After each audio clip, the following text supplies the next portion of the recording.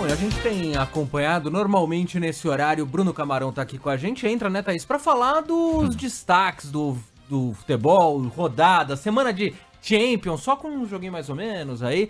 Aquela coisa básica, né? Aquele outro esporte.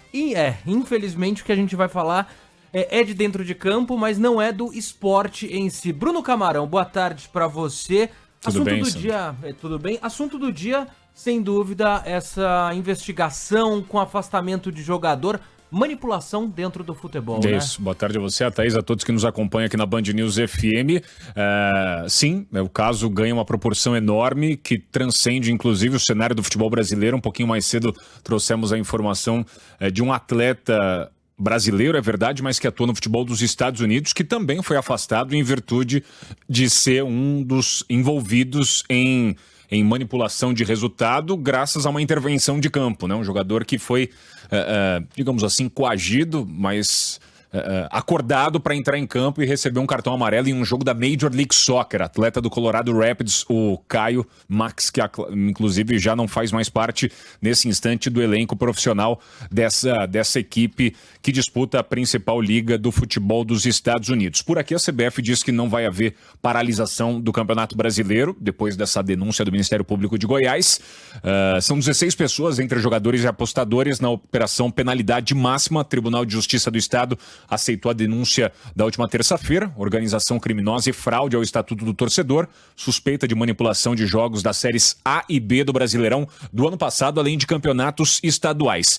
3 envolvidos já estão presos: o Bruno Lopes de Moura, o Thiago Andrade e o Romário Hugo, integrantes da quadrilha. O Romário Hugo, para quem não relaciona o nome à pessoa, ele é o ex-jogador Romarinho. Ele surgiu na base do Palmeiras e era tratado como uma das joias do Palmeiras ali em meados dos anos 2010.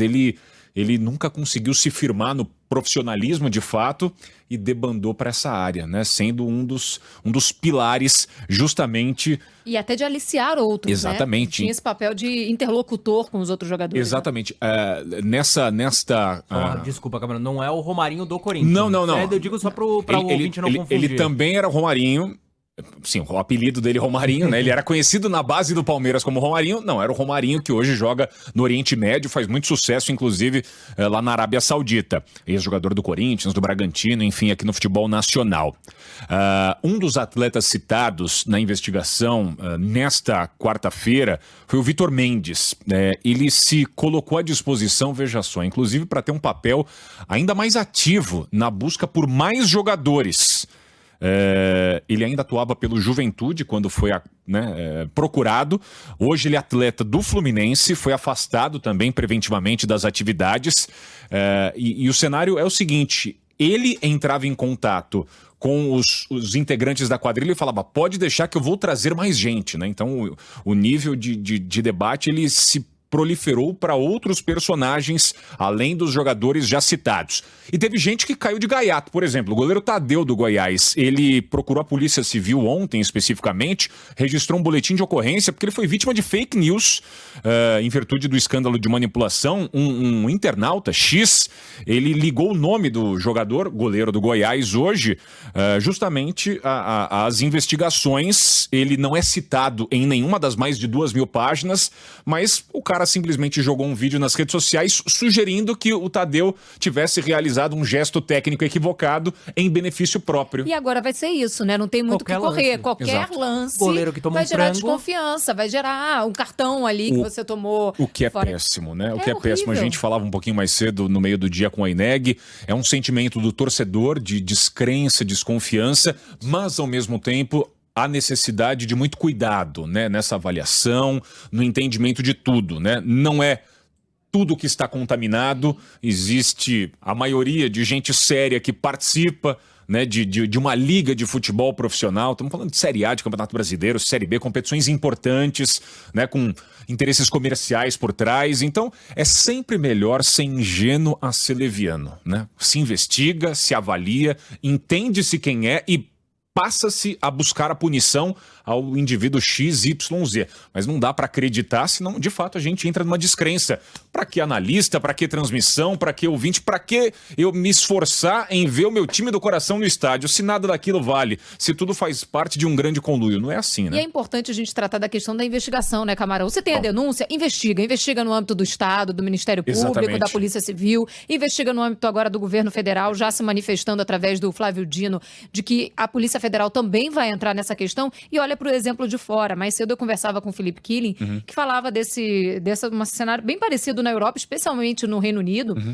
E por lá houve uma grande regulamentação, uma enorme investigação e a situação, porque lá se aposta com tudo, né? Se aposta o nome do filho do príncipe. Então, é uma situação que já está com uma normalidade maior, mas é preciso regulamentar e investigar, ponto. Porque é um caminho sem volta.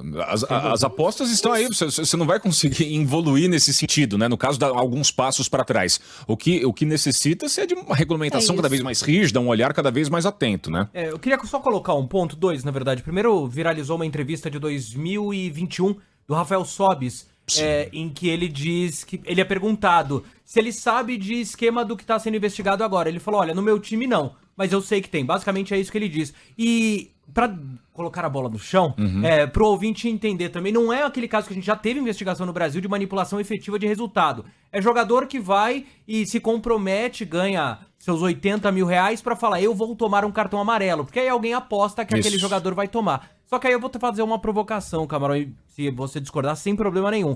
A gente tem um dos lances que estão sendo apontados como suspeito, o lance do Pedrinho, lateral esquerdo do Atlético Paranaense. Jogador que tá, inclusive, afastado do Furacão. Num empate do time dele. E no finalzinho do jogo, segundo tempo, jogo 2-2, tem um lance que mostra, ele pega a bola, vai pro contra-ataque, meio ali, tinha o que fazer. De repente, ali, passou do meio campo, ele diminui a velocidade e não dá andamento ao contra-ataque. Logo na sequência, a bola com outro time, ele dá um carrinho e toma o cartão amarelo que ele teria negociado. E eu queria te perguntar 2 pontos para... Você coloca em risco outros jogadores, porque a partir do momento que você tem que tomar um cartão amarelo e dar um carrinho, você pode machucar um jogador. Total. E 2, não tem manipulação do resultado. Mas você pode acabar prejudicando um jogo. O jogador pode, olha, eu não vou fazer esse gol porque eu preciso tomar um cartão. Não, a gente está falando de uma crise institucional. Eu também trouxe um pouquinho mais cedo na programação. O Ceará, por exemplo, tinha 2 jogadores no elenco do ano passado, o Richard e o Nino Paraíba, ambos envolvidos num jogo contra o Cuiabá, em que ambos recebem o cartão amarelo e, invariavelmente, prejudicam o Ceará naquele jogo em questão. O Ceará perde o jogo e é rebaixado à Série B do Campeonato Brasileiro. Não foi por conta daquele jogo, mas existiu um jogo importante naquele sentido. A partir dali a coisa degringolou, teve invasão de campo, o Ceará tomou punição e tá pagando por isso até hoje. Rebaixamento consumado. O clube ele pode se ver no direito então de processar legalmente esses jogadores, sendo confirmada, né, uma atitude ilícita dentro das regras do jogo por conta disso, e o torcedor, né, que fica entristecido, né, com uma queda de divisão. Como você mensura esse tipo de coisa? É muito profundo, é muito, muito complexo. Você pode observar gestos técnicos equivocados que de fato fazem parte de um erro de futebol, de um problema não dá pra dizer que tudo é erro. Não, um problema de saúde, né? Tem até algumas contas aí em redes sociais que fazem analogia brincando. Aparece manipulação de resultado, mas é só ruindade. Enfim, em que você pega lances isolados de jogadores, é preciso ter calma, é preciso ter um entendimento claro disso. Se der tempo, rapidinho. Delegado Olim, presidente do Tribunal de Justiça do Estado de São Paulo, Justiça Desportiva, ele afirmou que por aqui são 18 casos do tipo, 12 já finalizados. A FPF, a Federação Paulista, monitora há 7 anos qualquer suspeita de manipulação em todos os jogos que ela realiza. O atleta chega e ele mesmo fala que foi procurado, né? Quando ele faz isso, aí a gente só manda pra polícia. Porque isso já vem há um tempo, viu? Já vem há um tempo, quando a gente tá indo em cima, é que agora pegou os times grandes, né? Esse jogador que foi pegou ontem, que é do Santos Futebol Clube, é um time grande, né? Então esse aí é cartão vermelho e cartão amarelo. Agora a maioria daqui desses nossos aqui goleiro deixa entrar, ou então faz um pênalti dentro da área, de acordo com o que interessa, com o que ele recebe, ele faz. E as apostas vão lá em dobro, né? Então quanto ganha esse pessoal aí? É um negócio que volume de dinheiro volumoso, né? A gente não tem nem noção disso.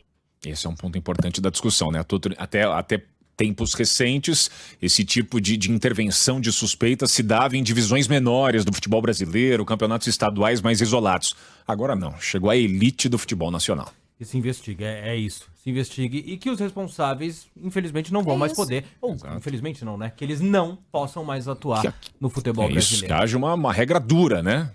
Exatamente. Valeu, Camarão. Valeu. Agora 2 horas e 17 minutos.